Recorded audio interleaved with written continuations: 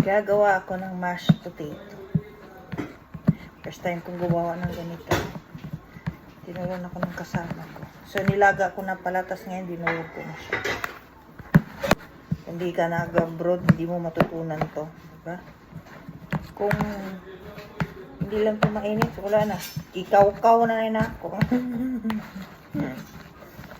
Tapos, diba durog na.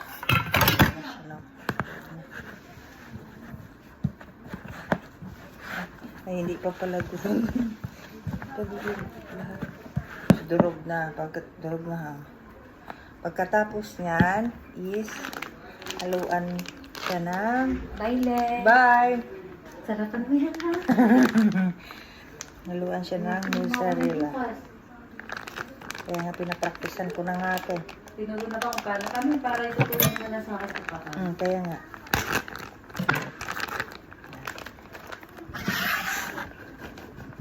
Halo siya. Ganun.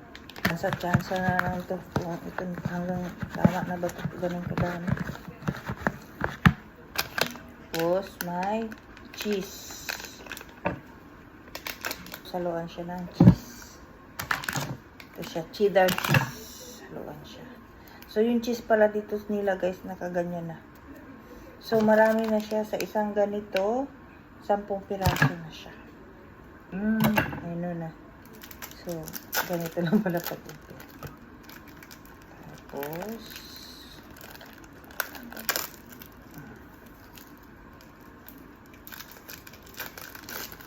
ito yung halo siya. Cheddar cheese at saka itong cheese na cheddar at saka mozzarella. So, ayan. Yung mozzarella naman nila dito, ganito na. Ganyan guys. Ganyan. Sayang. Hulog pa. So, ganyan. So, mamaya, so, halo-halo natin habang mainit pa. Mas masarap siya pag maraming cheese. So, masarap siya na. Kasi yung ginawa natin na kahapon, ay kanina pala, kahapon. Masarap siya, maraming cheese. So, Nagiging ako ng sabaw! So, mix natin. Mga tao, nalilig kong malayan. Naku mana, o ka na. Lumutang na! Ha? Tapos, Busayin mo sa rin. nilagyan ko na rin. Lagyan ng asin din to. Asin. Lagyan ng asin. Isang ganyan ang nilagay mo? Ganyan Tripa. na. Lagyan Tripa pa ko pala asin. Ganyan. Jesus, nag-live. Para hindi ko makalimutan. At least, may ipopost ako. Sabi ko, alam ko na magluto ng... So, lagyan ka ng butter. Kahit may isang kutsara lang na butter. Tsakawali.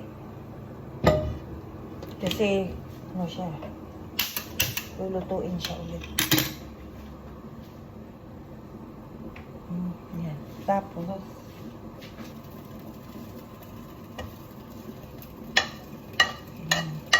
tunawin lang natin. So, ayan yung butter. Tunawin lang natin. Bago magluto ito. So, ayan. Tunaw na na.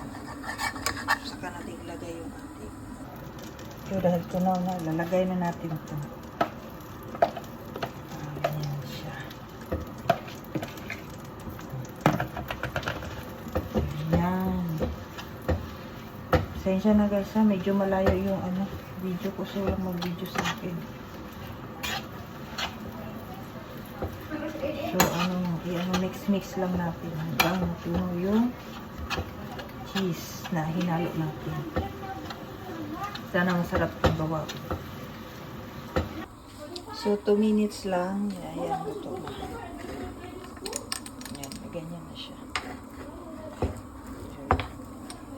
2 minutes lang.